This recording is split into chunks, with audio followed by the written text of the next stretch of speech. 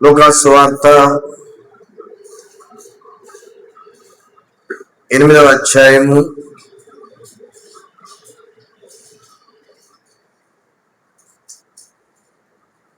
40వ వచనం నుంచి 42వ వచనం వరకు. జన సమూహం ఆయన కొరకు ఎదురు చూచుచుండెను. కనుక యేసు తిరిగి వచ్చినప్పుడు వారు ఆయనను చేర్చుకొనిరి. అంతటా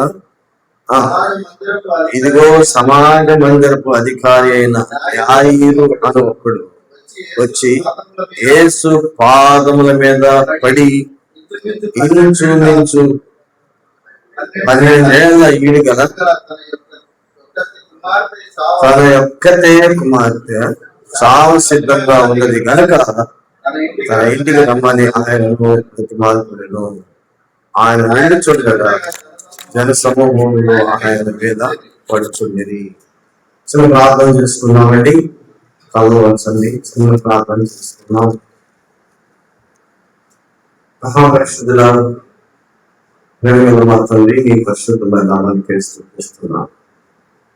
దేవా, నీ కృపను బట్టి, నీ ప్రేమను బట్టి మీరు మమ్మల్ని ప్రేమించి ఈ మాసము, ఈ మొదటి ఆదివారం నీ సన్నిధిలో పడిపోయే భాగ్యం అందించారు. మా ప్రేమ సంపూర్ణంగా స్తుతిస్తున్నాం. మాతో అందరితో మీరు మాట్లాడారు. మా మధ్య మీరు మా అవసరంతో తీర్చే దేవుడు మీరు కనుక ఈ దగ్గర మేము చూడగలుగుతాము. సహాయం చేయండి. ఈ సన్నిధిలో నుంచి ప్రభావించే సంతోష ఆనందాన్ని, సమాధానాన్ని మీరు పడిపోవడానికి మాకు దయచూపున్నారు. మాతో మాట్లాడున్నారు. నా స్వరాన్ని బట్టి, నా గొంతును బట్టి అల్పుడైన వరకు చేస్తున్నాను. నీ మాటలు వానికి వెలబుద్ధి మాట్లాడి వానికి శక్తినిచ్చి మహిమకంతా మీరే పొందుతున్నారు. ప్రభు యేసు నామమున వేడుకుని ప్రార్థన చేయించున్నాను. ఆమేన్. ఆమేన్. దేవుడు అదృశ్యుడు. అదృశ్యమైనది మనలో ఒకటి ఉన్నది, అదే ఆత్మ. నశించిన ఆత్మని వెతికి రక్షించడానికి మనిషి కుమారుడిలో పోయించను. ఆత్మ నశించుకోకూడదు. దేవుని యొక్క శక్తి ఎంతంటే నోటి మాటల చేత భూమి ఆకాశాలను సృజించారు. భూమి ఆకాశములను దేవుడు సృష్టి చేశాడు. భూమి ఆయన ఆకాశము, నక్షత్రాలు, సూర్యుడు, చంద్రుడు ఆయన పాట చదివి అంత గొప్ప దేవుడు. దివ్యుడై పరలోకవాణి భూలోకానికి ఒక దీనుడుగా ఈ లోకానికి వచ్చాడు. ఉదయం దాని సంపూర్ణత యెహోవాయే అని. 5 సెంట్లు స్థలం అంటే మానవుడు అతిశయపడతాడు. 5 సెంట్లు స్థలం అంటే మానవుడు అతిశయపడతాడు లేదు వాడిని చూసి. కానీ దేవుడు సమస్తము సృష్టించినప్పటికీ కూడా ఆయన ఏమీ కనపడలేదు. భూమి మీద రాజులైనటువంటి వారు పరిశీలన చేసినప్పుడు ఆయన ఏ దోషము, ఏ పాపము కనపడలేదు అని. కనుక దేవుడు ఎందుకు మానవుని అంతగా ప్రేమించాడు అంటే దేవుని యొక్క స్వాతంత్ర్యం ఇచ్చాడు. నక్షత్రానికి ఇవ్వలేదు, భూమికి ఇవ్వలేదు, సూర్యుడికి ఇవ్వలేదు, చంద్రుడికి ఇవ్వలేదు, ఆకాశానికి ఇవ్వలేదు. కానీ మానవుడికి ఇచ్చాడు. దేవుని యొక్క పోలిక మానవుడికి ఇచ్చాడు. కానీ సృష్టి అంతా కూడా దేవుని మాట్లాడతాడు.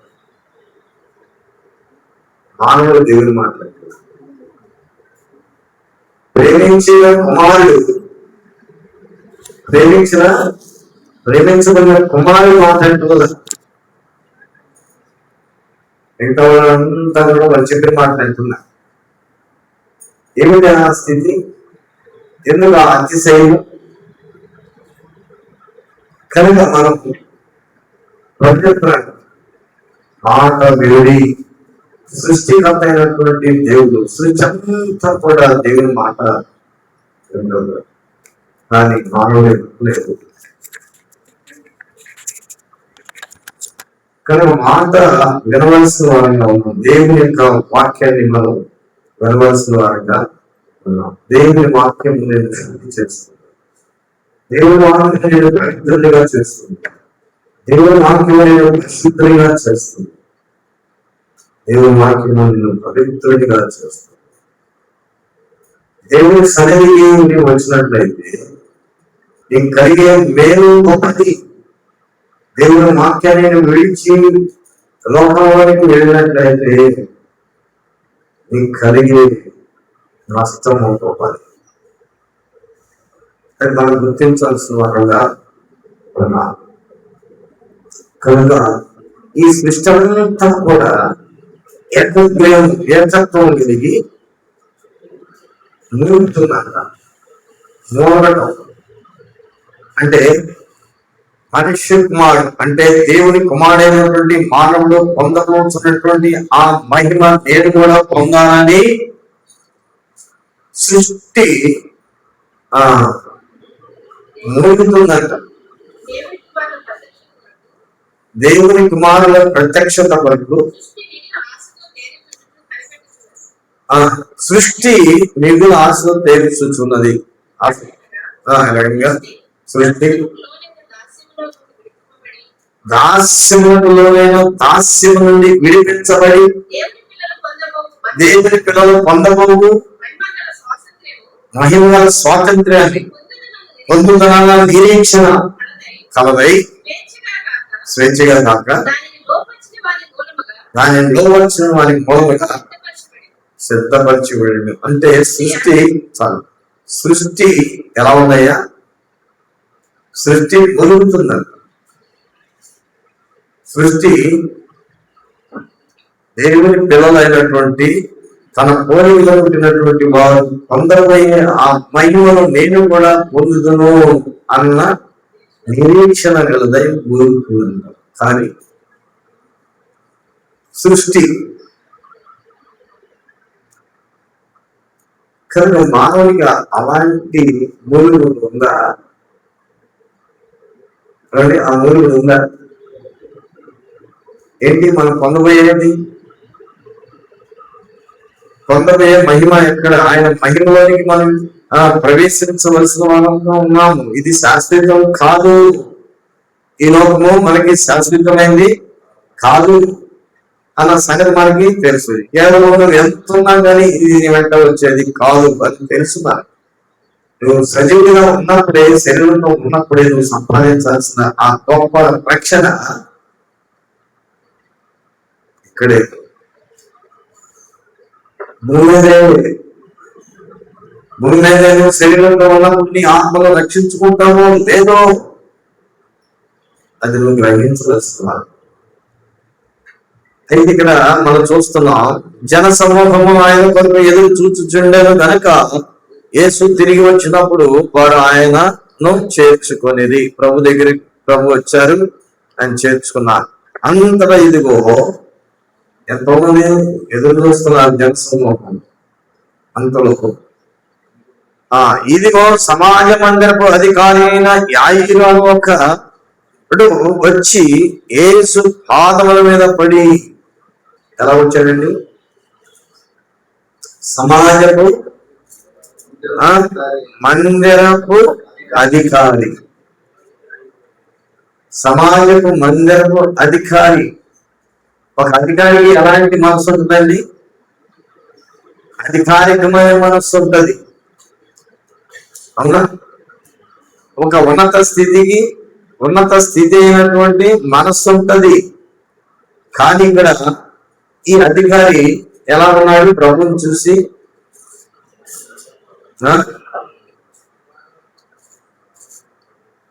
యేసు పాదముల మీద పడి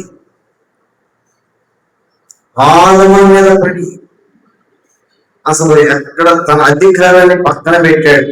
ఆయన దగ్గర నుంచి మేలు పొందాలంటే ఆయన అధికారాన్ని పక్కన పెట్టాలి. దేవుని దగ్గర నుంచి మనం మేలు పొందాలి అని అంటే నీకున్నదాన్ని పక్కన పెట్టాలి, నీకున్న స్వభావాన్ని పక్కన పెట్టాలి, నీకున్న కోరికలు పక్కన పెట్టాలి, నీకున్న పనులు పక్కన పెట్టాలి, నీకున్న ఉద్దేశాలు పక్కన పెట్టాలి, నీకున్న అధికారం పక్కన పెట్టాలి, నీకున్న ఏదైనా కానీ పక్కన పెట్టాలి. పక్కన పెట్టడమే కాదు కానీ పాదముల మీద పడి అనగా పాదముల మీద పడి. చాలా మంది ఏంటి ఇలాగా ఇలాగా అలాగా అలాగా అలాగా అవే కదా, పాదముల మీద పడి అనుభవం కలిగి ప్రభు పాదాల దగ్గరికి వచ్చి మరి ఉత్తమమైన దాన్ని కలిగి ఉన్నదని వ్రాయబడింది. మరియా ప్రభువు యొక్క పాదముల దగ్గర కూర్చుని నేర్చుకుందంట. ప్రభు యొక్క పాదముల దగ్గర కనుక తన విశ్వాసాన్ని బలపరుచుకుంది. ప్రభు యొక్క సన్నిధికి వచ్చి ఆ పాదముల మీద కూర్చొని దగ్గర కూర్చొని నేర్చుకోవాలి. చిన్న మనం చెప్పాడు, తన భార్యకి వస్తాగా కళ్ళు తిరిగి పడిపోయింది. వస్తాడా అంటారా? నేను కూడా వస్తాను నన్ను చెప్పగలరా?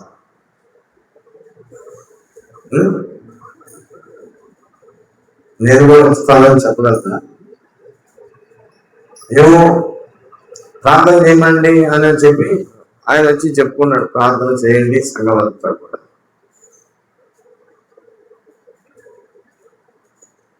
ఆ బాధ మరి ఎవరు కుదిరిపెట్టారో ఆయన మరి ధైర్యంగా ఉంచాడు అని అంటే ఆ దేవుడే చూసుకుంటాడులే అని అనుభవం ఉండొచ్చు, లేకపోతే ఎలా పోతే ఏమంటాడు అని చెప్పేసి రావచ్చు. ఈ రెండిట్లో ఏదై ఉంటుంది? అవునా, దేవుడే చూసుకుంటాడు అనే బాధ. కనుక కొన్ని విషయాల్లో మనం దేవుని యొక్క సన్నిధిని విడిచిపెట్టి మన స్వచ్ఛతాన్ని చేసుకునేదానికి కొన్నిటిని విడిచిపెట్టేస్తా ఉంటాం, కొన్ని విడిచిపెట్టేసి మన ఇష్టాన్ని చేసుకోవడానికి వెళ్తాం. ఇలాంటి పరిస్థితి దేవుడి సన్నిధికి వెళ్తే దేవుడు సహాయం చేస్తాడు. దేవుడి కోసం ఏదైనా పని చేస్తే దేవుడు నీ పని చేస్తాడు. దేవుడి పని నువ్వు చేసినప్పుడు దేవుడు నీ పని చేస్తాడు. ఆ సత్యాన్ని మనం గుర్తించవలసిన వారంగా ఉంది. అయితే ఇక్కడ పాదముల మీద పడి ఏమన్నాడంటే ఇంచుమించు 12 ఏళ్ల ఈడు గల తన కుమార్తె చాలా సిద్ధముగా ఉన్నది. ఇంచుమించు ఎన్ని సంవత్సరాలు? 12 ఏళ్ళు. చాలా సిద్ధంగా ఉన్నది. దీనికి అంతరార్థాన్ని మనం తీసుకున్నాం. శరీర సంబంధమైనటువంటి అర్థాలు ఉంటాయి వాక్యంలో, ఆ ఆత్మీయమైనటువంటి అర్థం కూడా మనం చూసుకోవాలి. అంటే మనకి కుమారుడు కుమార్తెలు ఉంటారు. కుటుంబం అనగా కుటుంబ వ్యవస్థలో కుమార్తెలు కుమారులు.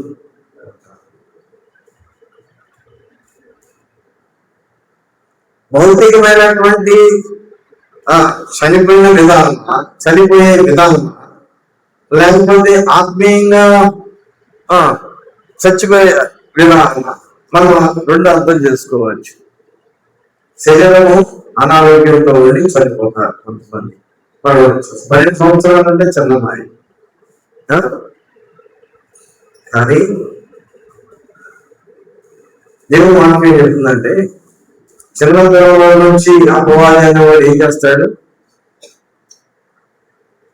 చిన్న పిల్లలు కూడా నా ఇంటికి రానియడి అని ప్రభు చెప్తుంటే ఎవరికుండా చేసేదేమో అపవాది, వెళ్ళనీయకుండా చేసేది అపవాది. అందుకని చిన్న పిల్లలతో పాటు దేవుని సన్నిధికి రావాలి.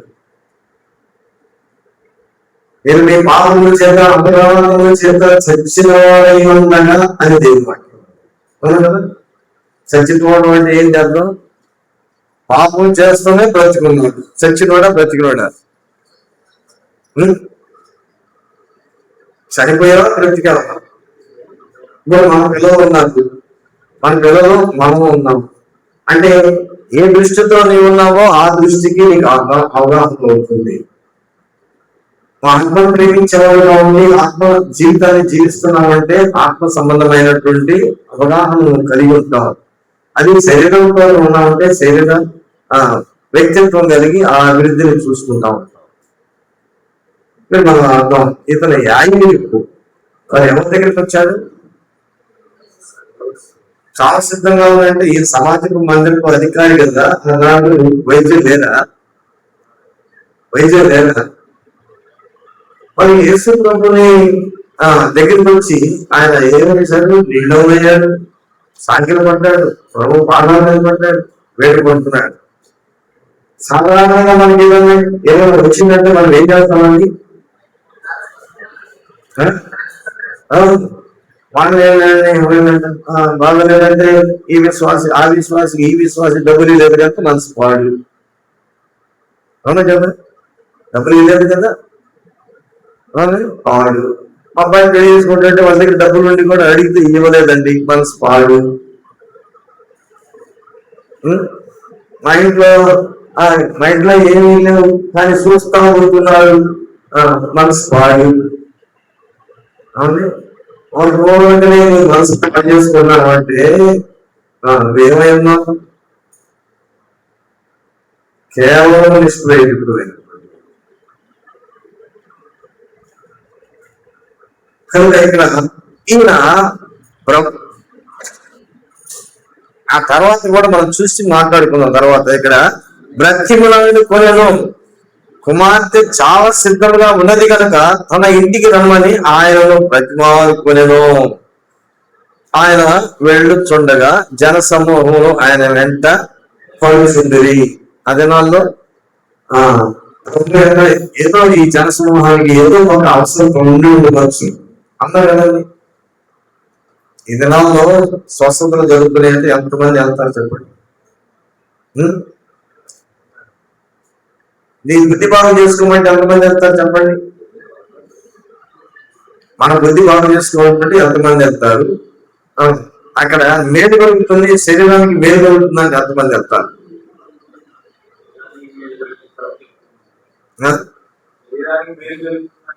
అదే గమనింపు ఈ దినాల్లో కూడా కనపడుతుంది. ఆత్మపరం వచ్చాడా లేకపోతే శరీరం బాగు చేయడం కోసం వచ్చాడా?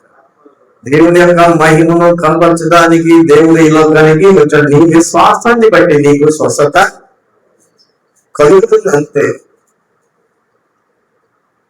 సరే, ఇలా జరుగుతున్నప్పుడు జనసమూహం కూడా వెంబడించారు. తర్వాత మనం చూడండి, మధ్యలో ఇంకోటి ఉంది, అది వదిలేద్దాం. 49వ వచనము వెళ్దాం. ఆయన ఇంకనూ మాట్లాడుచుండగా సమాజ మందిరపు అధికారి ఇంట నుండి ఒకడు వచ్చి బోధకుని శ్రమ పెట్టవద్దని అతనితో చెప్పాను.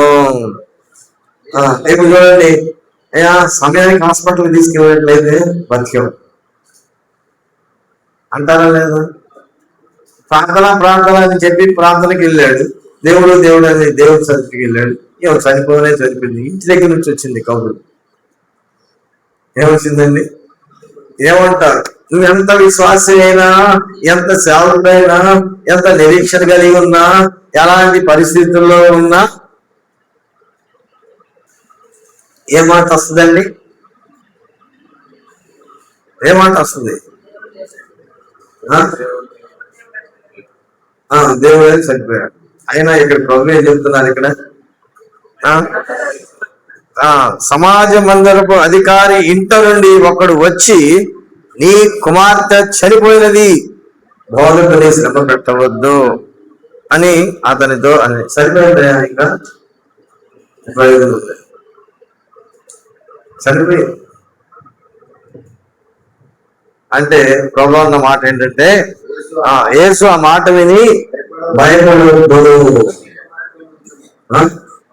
నమ్మిక మాత్రం ఉంచు, భయపడవద్దు, నమ్మిక మాత్రం ఉంచు అంటే ఇక్కడ ఎన్నిసార్లు పిల్లలకి చెప్పినా ఎవరు రాట్లా దేవుని సన్నిధికి రావట్లా. వాళ్ళు బలహీనంగానే ఉన్నారు. ఆ బలహీనమైన స్థితిగతుల్లోనికి దిగజారిపోయారు. అంటే ఇక్కడ ఏంటి వాక్యానికి అర్థం ఏంటి? చేయకూడని పనులు చేయటం వల్ల బలహీనం అయ్యారంటే చచ్చిన స్థితి,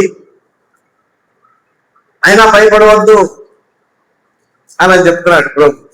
అంటే ఇక్కడ అర్థం ఏంటంటే పునరుద్ధానము జీవమును నేనే, నా యందు విశ్వాసం ఉంచువాడు చనిపోయినాడు బ్రతుకును, బ్రతికి నా యందు విశ్వాసం ఉంచువాడు మరి అన్నాడు చనిపోడు అని అన్నాడు ప్రభు. చనిపోయినా పర్వాలేదు అంటే లేపగలిగిన శక్తి లేకుండా ఆయనలో జీవం ఉండేను. ప్రేరణ వాక్యంలో జీవం ఉన్నది.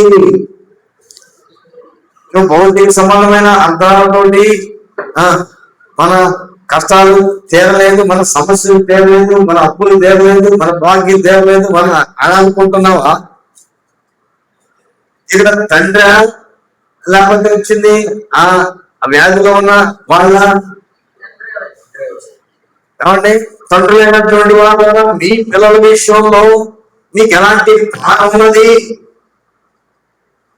తల్లులైనటువంటి వాళ్ళ ద్వారా మీ పిల్లల విషయంలో మీకు ఎలాంటి భారం ఉన్నది?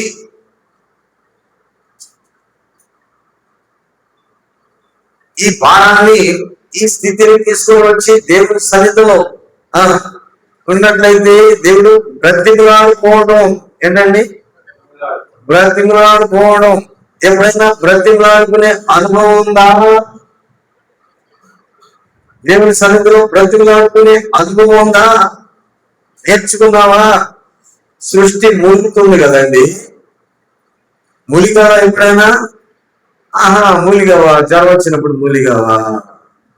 అవును కదా, జ్వరం వచ్చినప్పుడు మూలిగావు కదండి, అప్పుడు మూలుగుతాం. మరి ఇప్పుడు మూలుగు రాకుండా ఎప్పుడు మూలగాలి? ఎప్పుడు మూలగాలి? ఏమ్మా చెప్పండి. మూలగాల చెప్పాలి. కనడం ముఖ్యం కాదు, మూలగడం ముఖ్యం. కంఠం వాళ్ళే కంటాం, పెంచటం దేవుడు పెంచుతావా? నేను పెంచుతారా? మనం పెంచుతావా? లోకం చూస్తే లోకం మనం చంపేస్తుంది, కానీ చనిపోయినటువంటి వాడిని బ్రతికించగలిగినటువంటి శక్తి ఎవరికి ఉంది?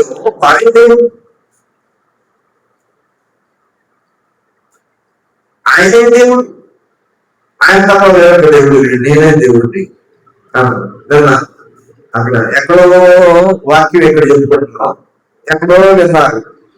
ఎవరు? సెకండ్ భాగం కూడా వాక్యం విన్నారు. వాక్యం వింటారు, అక్కడ నుంచి వాళ్ళు ప్రార్థన చేస్తే స్పష్టంగా ఇక్కడ నుండి ప్రార్థన చేసినట్టే ఉంది, ఇక్కడ నుండి పాట పాడినట్టే. ఏంటి టెక్నాలజీ అంటే? దేవుడు ఏం పెట్టాడండి? శూన్యంలో ఏం చెప్పాడండి? శూన్యంలో ఏం పెట్టాడు? ఈ శూన్యంలోనే అక్కడ నుంచి ఇక్కడికి, ఇక్కడ నుంచి అక్కడికి కమ్యూనికేషన్ అనేది ఉంది. గతంలో ఏం లేవు, గతంలో లేవు. టెలిగ్రాఫ్ ఏదో ఉన్నాయి, ఒక 60-70 సంవత్సరాల క్రితం టెలిగ్రామ్ ఇస్తే టెలిగ్రామ్ వచ్చింది. ఆ స్టేషన్ పోయి స్టేషన్ నుంచి ఎవరో వచ్చి ఎక్కడో డెత్ మెసేజ్ అండి అని అలానే ఉత్తరాలు పూర్తిగా అయిపోయాయి. అవును, కానీ ఇక్కడ సెల్లులో అక్కడ మాట్లాడుతుంది, ఇక్కడ మాట్లాడుతున్న కమ్యూనికేషన్. సర్వశక్తి మంత్రులైనటువంటి దేవుడు సర్వాంతరాన్ని కదా. నేను ఉన్నవాడలో అనువాడనై ఉన్నాను అన్న మాట నెరవేర్పు ఈ యొక్క విధానంలో లేదా? ఆయన అక్కడున్నాడు, ఇక్కడున్నాడు, ఎక్కడైనా సర్వాంతరాన్ని ఆయన అనగా పరిశుద్ధాత్మ దేవుడు ఎక్కడున్నాడు? అంతటా ఉన్నాడు, అంతే, అంతటా ఉన్నాడు అని ఇక్కడ కన్ఫర్మ్ అవుతుంది. ఆయన పరలోకంలో ఉన్నాడు, భూలోకంలో ఉన్నాడు. అవునా కదా? అనేటువంటి దేవుడు పరలోకంలో ఉన్నాడు, భూలోకంలో కుమారుడుగా ఉన్నాడు. ఇంకా యెహోవా దేవుడా, యేసుక్రీస్తు ప్రభు దేవుడా అని ఇప్పుడు కూడా మనకి అదే సమస్య, ఇప్పుడు కూడా అదే క్లారిఫై అవుతుంది. అక్కడ కూర్చొని అలాగ చూసి ప్రార్థన చేసుకుంటా కూర్చుంటే ఒక నక్షత్రం కిందకి పోతుంది. అదేంటి కిందకి పోతుంది ఏంటి, కిందకి పోతుంది ఏంటి నక్షత్రం అనుకుంటే, ఎందుకు కిందకి పోతుంది? చాలా సేపు చూసిన తర్వాత ఇంకా కిందకి పోయి, నక్షత్రం అంటే ఎంతో పెద్దది, భూమి కంటే పెద్దది, భూమి కంటే పెద్దదని మనం భౌతిక శాస్త్రాల్లో చదువుకుంటున్నాం కదా. అయితే అది చూడటానికి చాలా చిన్నదిగా ఉంది. చూడటానికి చాలా చిన్నదిగా ఉందంటే ఎంతో పెద్దది చిన్నదిగా కనపడుతుందంటే ఎంతో దూరంలో ఉంది అన్నా కదండి, ఎంతో దూరంలో ఉంది అది. అంటే అప్పుడు అనుకున్నాం, భూమికి దేవుడు చలనం ఇచ్చాడు, భూమికి చలనం ఇచ్చాడు. ఎప్పుడు తిరుగుతుందండి భూమి చెప్తారా? కళ్ళు చుట్టూ కానంటే ఎట్లు తిరుగుతుంది భూమి, గమనించారా మీరు? చూడండి, ప్రశ్న మీకు వచ్చేవాళ్ళని చెప్పండి, ఎవరు అది చెప్తారు? ఎలా తిరుగుతుంది భూమి, ఎటు తిరుగుతుంది? అప్పుడు అనుకున్నా, భూమి తిరుగుతుంది, భూమికి చలనం ఉంది. ఎప్పుడు పుట్టించాడండి భూమి ఆకాశాలని దేవుడు? ఎప్పుడో పుట్టించాడు. నువ్వు ఎక్కడ ఉన్నామంటే అక్కడే ఉన్నాడు సూర్యుడు, ఇక్కడ ఉన్నామంటే భూమి ఇక్కడ ఉంది. నువ్వు నీ చుట్టూ నువ్వు తిరుగు, సూర్యుడి చుట్టూ కూడా తిరగమంటే తిరుగుతానే ఉన్నాడు. రోజు మాట్లాడినాడా లేదా? ఒక్కరోజైనా క్రమం తప్పాడా? ఒక్కరోజైనా సమయం తప్పాడా? మరి మనం ఎన్నిసార్లు తప్పుతున్నాం? క్రమం ఉందా మనకి? కట్టడం ఉందా? శమనం ఉందా? చెల్లించే మనసు ఉందా? నోరు లేదానికి చెల్లించే మనసు ఉంది, భాషడానికి చెల్లించే మనసు ఉంది, ప్రాణం లేదానికి చెల్లించే స్థితి ఉంది. నీకు మనకుందా? ఏమండి,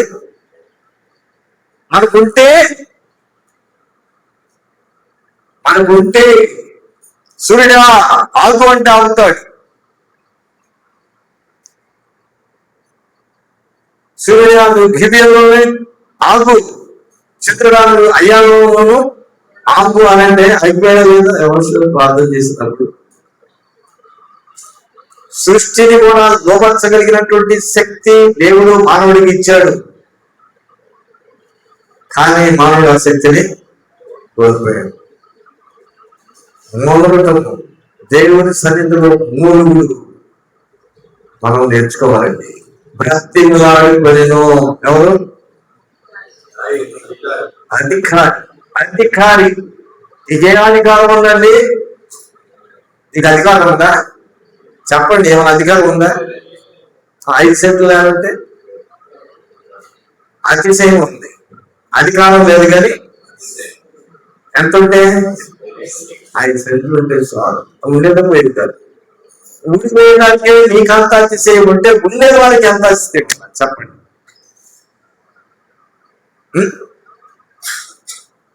చెప్పండి. కనుక మానవుడు లోబడిన వాడిగా ఉంటున్నాడు, లోబడిన వాడిగా ఉంటున్నాడు. దేవుడు నీ కోసం ప్రాణం పెట్టాల్సిన అవసరం ఏమొచ్చింది? దేవుడి కోసం ఏమైనా చేసావా? నీ మీద జాలిపడే కదా ఆయన ప్రాణం పెట్టింది. దేవుడి మీద అడుగుతావు ఏంటండి? అవునా? మనుషుల మీద అడిగాలంటే అదొక విధంగా, భార్య మాత్రం కాసేపు అడుగుతాను, తర్వాత ఏమంటుంది? అలుగుడంతా ఏమైపోద్ది? అలుగుడు అయిపోద్ది. అలుగుడంతా అలుగుడు అవుద్ది. అలుగుడు అంటే ఏంటి? అలుగుడు అంటే ఏంటి? అలుగుటం అంటే నువ్వు తెలుసా? మీకు తెలుసా అంట? మీకు తెలుసా? అందరికీ తెలుసా? మాకు తెలుసు. ఏమండి, అందరికీ తెలుసు. దేవుడి మీద అడుగుతావా? మరి అడిగేవాడు అలకాలుగా. ఏమండి, దేవుడి మీద అడిగేవాడు అలకాలి కదా. భార్య భర్త మీద అడిగి, భర్త భార్య మీద అడిగి అడుగుతున్నావా లేదా? దేవుడు ఏం చేసాడమ్మా నీకు? దేవుడి మీద అడుగుతున్నా.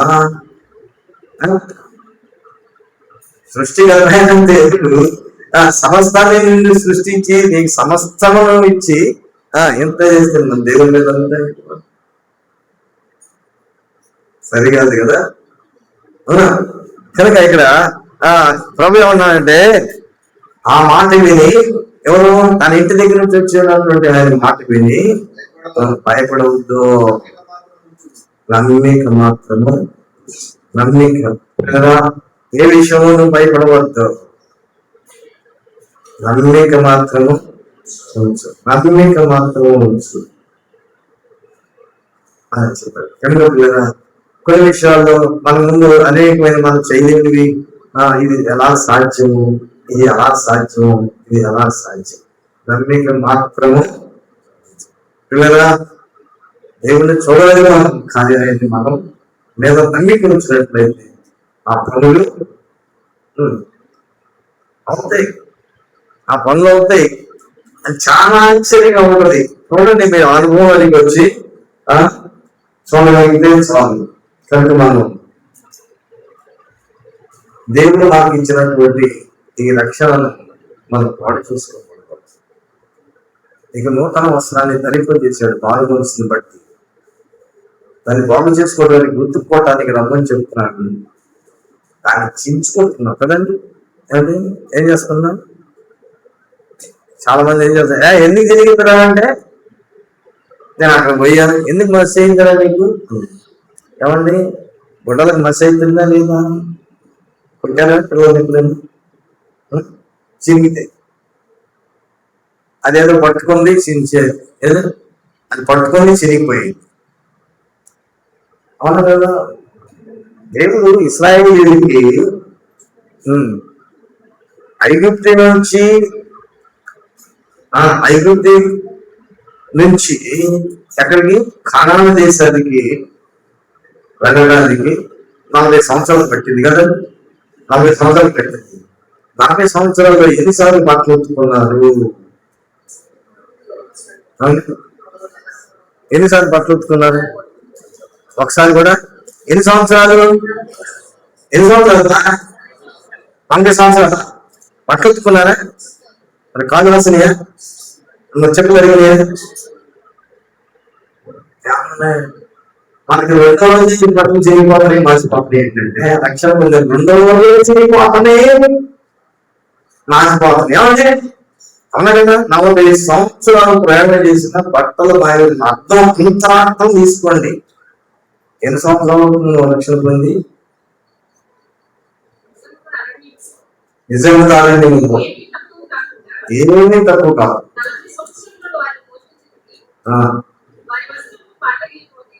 వాళ్ళ వస్త్రాలు పాతకి పోలేదు, వాళ్ళ కాళ్ళకు వాపు రాలేదు. మనకి ఎందుకు వస్తుందండి వాపు? వస్త్రాలు చెప్పండి, వస్త్రాలు పాతకి పోలేదు. రక్షణ పొందామా? దేవుడు మీకు ఇచ్చిన రక్షణ వస్త్రము పాతగిల్లి పోతుంది, చిరిగిపోతుంది, మాసిపోతుంది. అది అర్థం చేసుకో. ఎన్ని సంవత్సరాలు భూమి మీద ఉన్నా కానీ ఆ వస్త్రము, ఇది ఏంటంటే ఆశ్చర్యం కాదు కదా. 40 సంవత్సరాలు వస్త్రం పాతగిల్లేదంటే ఎప్పుడైనా విన్నారా ఈ మాట? అసలు ఎందుకు బైబిల్లో అదేదో వినుకుంటే అర్థమైంది. ఏ వస్త్రము పాతగిల్లలేదు. రక్షణ వస్త్రం గురించి చెప్పబడిన మాట, లేకపోతే ఈ మాట 40 సంవత్సరాలు ఎవరైనా చెప్పండి. చాలా మంది పెళ్లిళ్ళు చేసుకున్నప్పుడు చీరలు బట్టలు భద్రంగా దాచిపెట్టుకుంటారు కదా. పెళ్లి చీరలు బీరువాలో ఉంటుంది. అది అప్పుడు ఎవరోనే ఇప్పుడు కూడా కట్టుకుంటే ఉన్నాయా, కట్టుకోకుండా భద్రంగా దాచిపెడితే ఉన్నాయా? దాచిపెట్టుకుంటే ఉన్నాయి. కట్టుకుంటే ఉన్నాయా, కట్టుకోకుండానే ఏమో దాచిపెట్టుకున్నారా?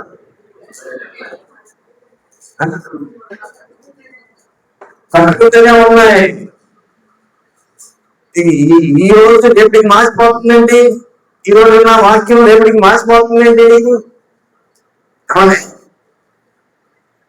అసలా చిడి బాబులా దానికి మాస్క్ వేసుకుంటున్నావా? మాస్క్ వేసుకున్నావా? గుర్తించాల్సినటువంటి దేవుడు గొప్ప దేవుడు. భౌతికంగా ఆలోచిస్తున్నాడా దేవుడు? ఆత్మీయమైనటువంటి మర్మాలతోటి దేవుడిని వాక్యాన్ని బోధించి ఆత్మను బలోపేతం చేయడానికి, బలపరచడానికి మాట్లాడుతున్నాడా దేవుడు? ఏదో అండి, ఏదో రక్షణ పొందా కానీ ఏదో కొన్ని జీవితాలు, అవునా కదా, కొన్ని జీవితాలు మనకి కావాలి, జీవితం కావాలి.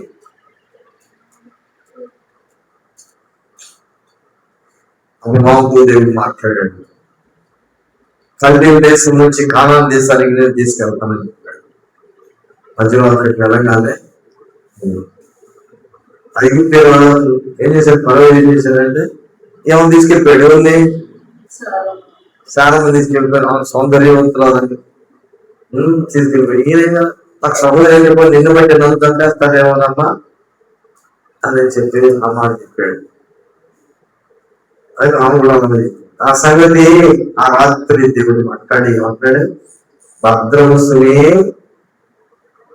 అని చెప్పేసేసి జాగ్రత్త. ఆమెను బట్టి ఆ ఇంటి వాడిని దేవుడు ఏం చేశాడు? కనుక వాడు పిలిపించి, అయ్యా ఈ పని ఆయన అర్థం చేసింది, సహోదరు నువ్వు చెప్పలేదా? ఒకవేళ నేనేమైనా చేసేసేవాడిని కదా, రాజు గారు అని మొత్తం అప్పగించేసాడు.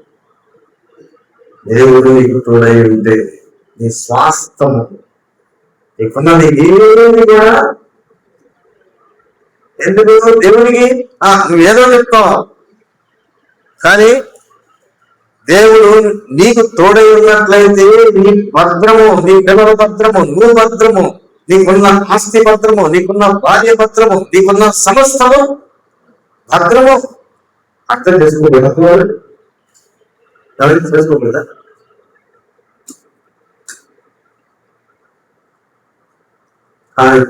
కనుక అబ్రహాము దేవుని మహిమపరిచాడు. దేవుని మహిమపరిచాడు. అక్కడ ఏం చేశాడు అబ్రహాం? మళ్ళా ఏం చేశాడంటే లోతు తన సహోదరుడు వారిద్దరు మధ్య ఏమొచ్చింది? కలహం వచ్చింది. ఎందుకు? సంపద విస్తారం అవ్వడం వల్ల కలహం వచ్చింది. వేరే కానీ ఆయన వేరవడానికి సుధమ గురువు అది ఏదైనా పోవడం వల్ల ఆయన కనపడింది. కానీ ఈయనకి దేవుని చూపించినటువంటి స్థలమైనటువంటి స్థలం ఆయనకి దేవుని తోటలా ఉంది. అక్కడికి వెళ్ళాడు. అక్కడ కొంతమంది రాజులకి వాళ్ళకి బడి తీసుకుని వెళ్ళిపోయాడు. కానీ ఈయన వదులుకోవచ్చు కదా, వెళ్ళిపోయి తన ఎంత అలవర్చబడినటువంటి 316 వారిని తీసుకుని యుద్ధం చేసేవాడైనా ఆయన ఎంతమంది రాజులతో? 5 రాజులతో యుద్ధం చేసి వీళ్ళని పిలిపించి వాళ్ళు తీసుకెళ్ళిపోయినటువంటి అంతా తీసుకొని దేవుడి శక్తి ఎదుర్కొన్నట్టు అన్నారు. అది తీసుకొని వచ్చి వస్తున్నప్పుడు ఆ సంపదంతా ఈ మెల్కీసెదెకు అనే ఒక రాజు, సాధారణ రాజు, ఆయన యాజకత్వంలో ఉన్నటువంటి రాజు, అది తీసుకొచ్చిందంతా కూడా అందులో ఏమిచ్చాడంటే ఇచ్చాడు. ఎక్కడి నుంచి ప్రారంభమైంది 10వ వంతు? ఏమండి? ఇదంతా నువ్వే చేశాడంటే ఆ ధనము నువ్వు తీసుకొని ఆ సైన్యం నాకు ఇమ్మన్నాడు. అంటే ఏమన్నాడు? నీ వల్ల గొప్పవాడిని అయినా అనిపించుకోకుండా ఏది నాకు వద్దు, తీసేసుకోవాలి, కావాల్సిన ఆ పరిచారకులకి వాళ్ళకి ఏదో ఇచ్చాడు. అంతేగాని ఆయన దేవుని దగ్గర నుంచి రావాల్సిన దీవెనల వరకు కనిపెట్టాడు. ఏమన్నాడంటే, ప్రభా నీవు నాకు వాగ్దానం చేసావు కదా, ఈ సంతానము ఆకాశ నక్షత్రములు ఇసుకనేమంటే విస్తారంగా చేస్తాము, నాకు ఏమి ఇచ్చినా నాకు ఏమి ప్రయోజనము, నాకు సంతానం లేదే నక్షత్రాలను చూపించి దేవుడు అలాగే దేవుడు చేశాడు. దేవుడు ఇచ్చిన మాటని నెరవేర్చాడు. పిల్లరా, మన జీవితంలో మనం ఏం చేస్తున్నామంటే గ్రహింపులేనటువంటి వారు వెంబడించకుండా విశ్వాస జీవితంలో ఈ 5 సమాజపు అధికారి అయినప్పటికీ కూడా ఆయన తను తగ్గించు, హంబుల్ యువర్సెల్ఫ్. నువ్వు తగ్గించు, ప్రతి విషయంలో నువ్వు తగ్గించుకో. రక్షణ గురించి మనం చదువుతున్నటువంటి ఉత్తర పేదరాల్లో 118 118 చూడండి ఒకసారి. 18 అధ్యాయం 18 వచ్చిన చూడండి. 18 8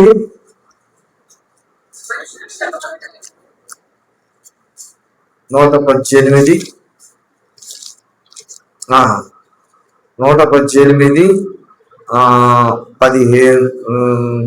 118 15 చదవండి.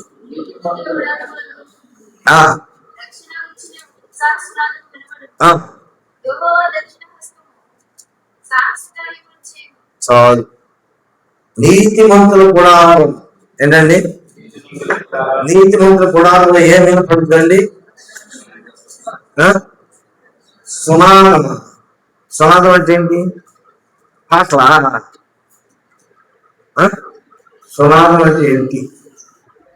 పాటల. పాటలు పాడుకుంటాను ఇంట్లో.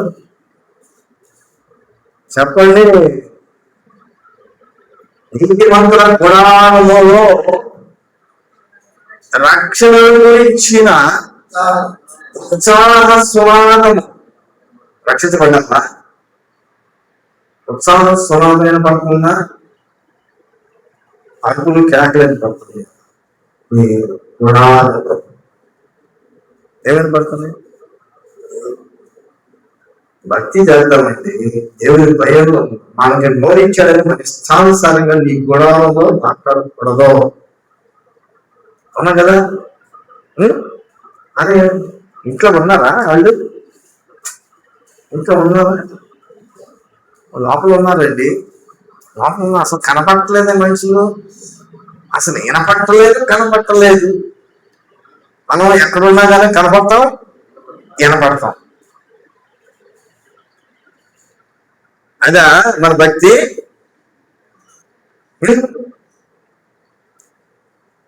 నీతిమంతుల గుడారములో రక్షణను గురించిన ఉత్సాహ సునాదము వినపడు. రక్షణను గురించినటువంటి సునాదము. సునాదం అంటే మంచి స్వరము. నీ స్వరము మంచి స్వరమా లేకపోతే దుస్సాదమా? ఏమంటాం దానికి? తెలుగు పండితులు చెప్పాలి ఎవరైనా. దుష్నాదమా, సునాదమా? దుష్నాదమా, సునాదమా? దుష్ దుష్ అంటే ఎమ్మ. మరి మన ఇంట్లో దుష్నాదమా, సునాదం? ఏ నాదం? మనిషి ఇంటిలో ఉన్నా కానీ లేనట్టుగానే ఉండాలి. ఈ ఆస్తి ఉన్నా లేనట్టుగా ఉండాలి. నువ్వు చదువుకున్నా చదువు లేనట్టుగా ఉండాలి. నువ్వు గొప్ప బలమున్న బలము లేనట్టుగా ఉండాలి. ఎలా అర్థమవుతుందా మీకు? మనం ఎంత ఉండాలి? ఎంతుంటే ఎంతుంటే అంత ఉన్నట్టుగా ఉండాలి. మనం ఎంతున్నా లేనట్టుగా ఉండాలి. దేవుడు ఎంతున్నా కానీ ఎంతున్నా కానీ సమాజ మందిరపోతి కానీ లేనట్ట ఉన్నట్ట. అర్థమైందా మీకు? ఏమా సమాజ మందిరపు అధికారి ఇప్పుడు లేనట్ట ఉన్నట్ట ప్రభు దగ్గరికి వచ్చిన ఉందా లేదా అధికారం? ప్రభు దగ్గరికి వచ్చినప్పుడు అధికారం ఉందా లేదా? మరేంటంటే మనం ఏంది ఇక్కడ భక్తులు ఉంటే కొంచెం ఉంటే చెప్పండి ఎంతో ఉన్నట్ట అది చూపిస్తున్నావు. ఇక్కడ సమాజ మందిరపు అధికారి ముగిస్తానులే నేను. సమాజ మందిరపు అధికారి ఏమని ఉన్నా మనం ఎట్లుండాలి? మనం ఎట్లుండాలన్నా రక్షణ గురించి అర్థం మీ ఇంట్లో ఎనపడాలి. మీ ఇంటికి ఎవరన్నా వచ్చారంటే అక్కడ ఏమని పడుతున్నాయంటే టీవీలో పాటలు అని పడుతున్నాయా, ఇక్కడేమో ప్రార్థన చేసుకుంటుంటే అక్కడ టీవీ ఆన్ చేస్తారు కొంతమంది. నీకు టీవీ ఉందని జనాలందరికి చూపించాలా? ఏమండి టీవీ తీసుకెళ్ళి బద్దలు కొట్టి ముక్కలు చేసి చెత్త పుట్లు పిల్లలు బాగు చేస్తున్నారు. అవునా కదా? అమ్మో మా పిల్లలు ఇంటి ఆ పక్క ఇంటి వాళ్ళకి దగ్గరికి వెళ్తున్నారు టీవీ. మా పిల్లలు కోసం అన్నాను. అవునా? ఎవరి కోసం అన్నారండి టీవీలో? పిల్లల కోసం అన్నారా?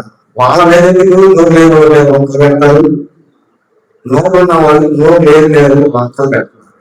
ఎలా కోసం ముందు అవునా? తీసేసుకోండి. తీసేసుకోలేవా? అమ్మో నేను అది లేకపోతే ఉండలేనండి, ఇది తాగకపోతే నేను ఉండలేనండి, అది చూడకపోతే నేను ఉండలేనండి, ఈ మాట మాట్లాడకపోతే నేను ఉండలేనండి. అంత ఇదైపోయావా?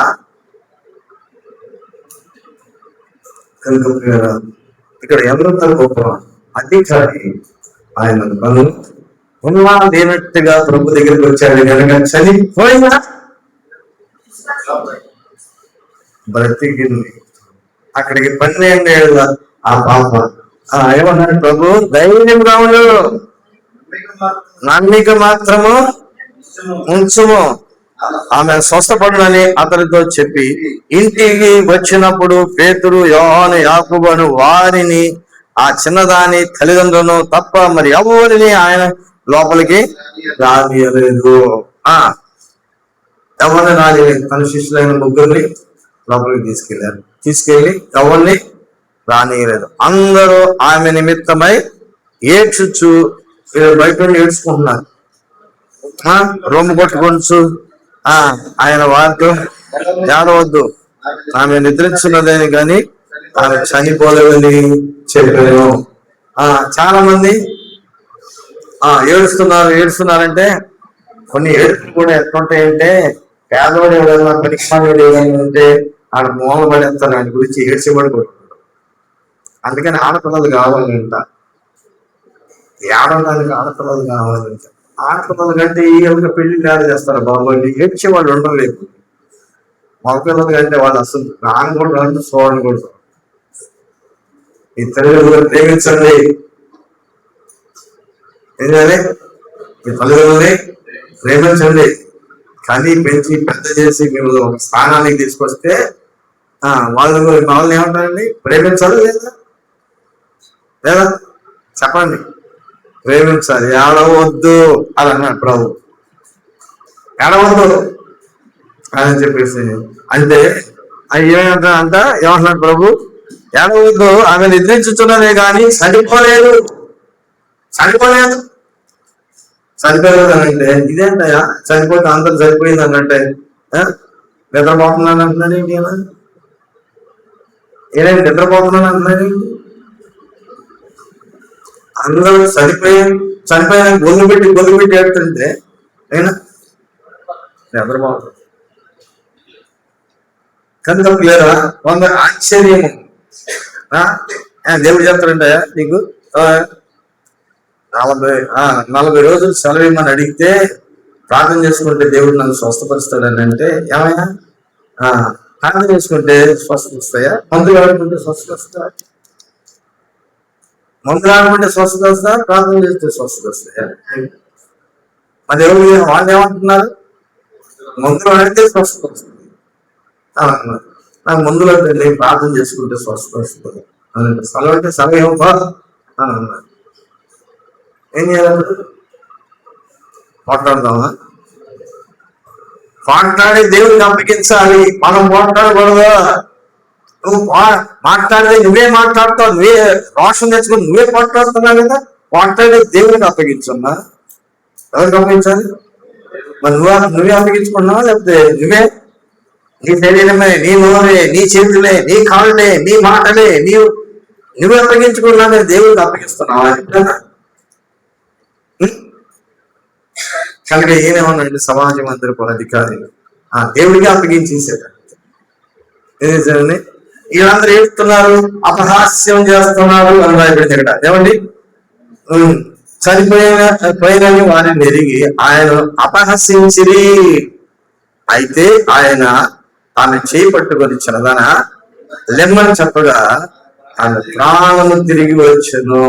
కనుక వెంటనే ఆమె చెల్లించాను. అబ్బా, ఇక్కడ ఏం జరిగిందండి? నువ్వు చెయ్యి ఎప్పుడైనా ఇచ్చావా దేవుడికి? చెయ్యి పట్టుకోమని ఎప్పుడైనా ఇచ్చావా? మనుషులకి సెకండ్ ఇచ్చావా? లేదు. ఇప్పుడు సెకండ్ ఇచ్చుకున్నావా? లేదా?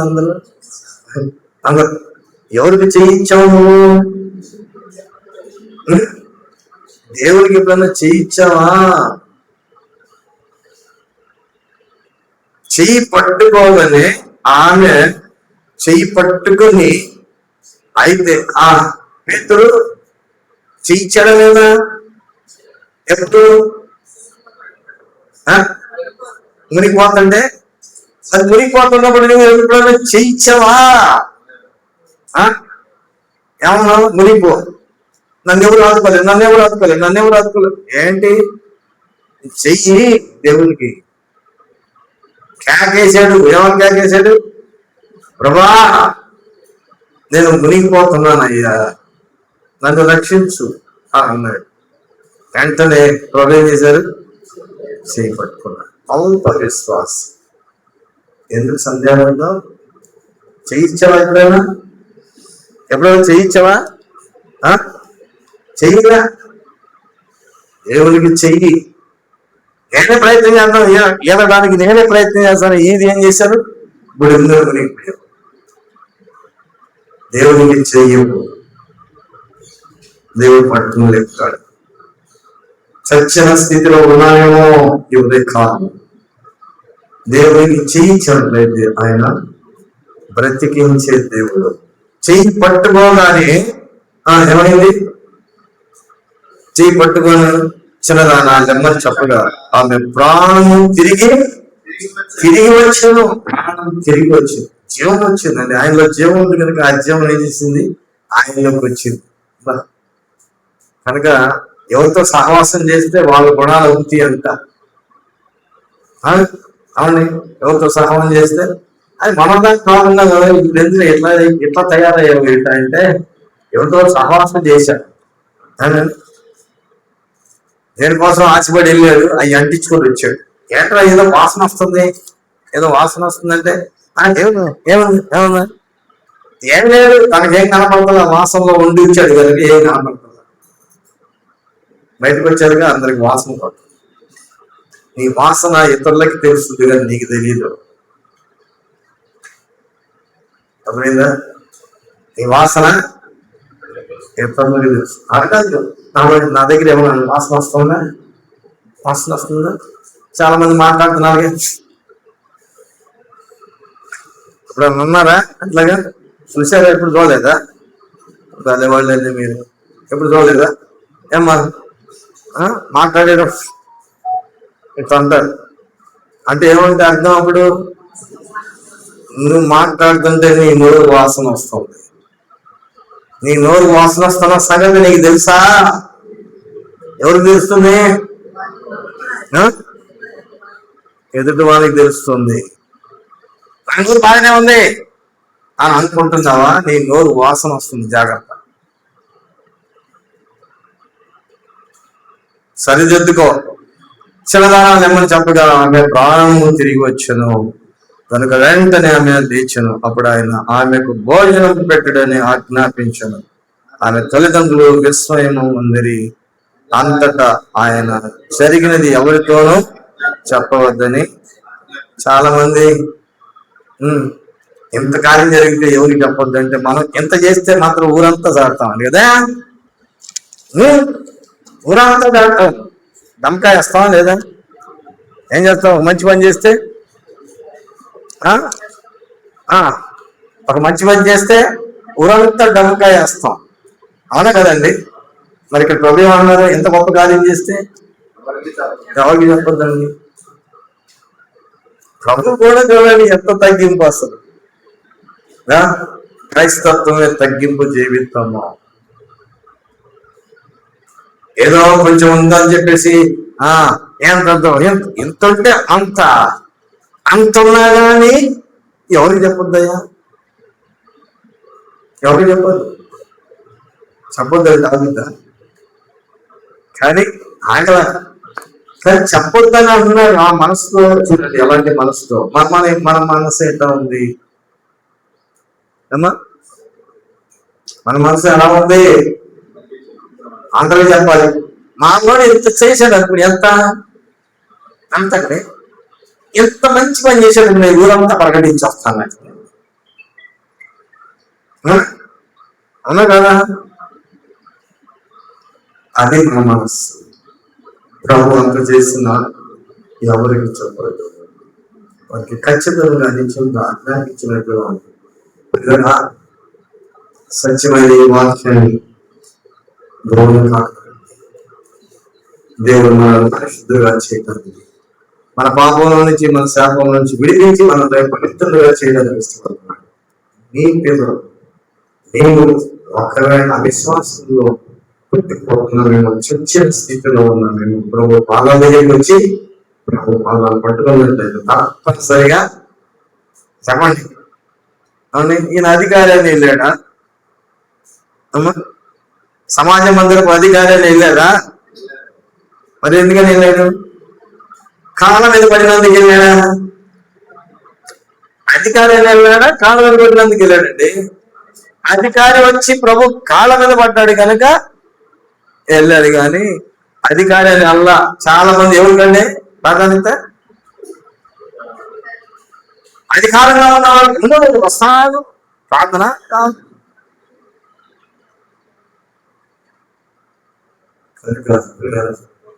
మన జీవితంలో చాలా మర్మాలు ఉన్నాయి, మనం బాగా అర్థం చేసుకుంటే. ఏంటంటే మీకు ఎలా ఉంది, ఎప్పుడు ముగిస్తారా అనుకున్నావా? ముగించేసా, అయిపోయి ఒక గంటగా ఏమంది వాక్యం. బుధవారం, శనివారాలు, ఆదివారాలు ఒక గంటలో ఏనండి. గురువారం ప్రార్థన జరుగుతుంది, ఈ గురువారం ప్రార్థన లేదు లేండి, ఈ గురువారం ప్రార్థన లేదు, వచ్చే గురువారం ప్రార్థన పెట్టుకున్నాం. మంచిది, ప్రార్థన చేసుకుందాం.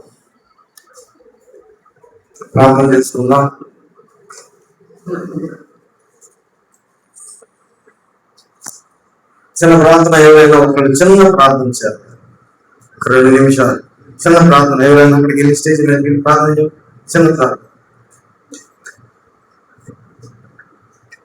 అక్కడికి 2 నిమిషాలు మాత్రమే, ఎక్కువ చేయాలి.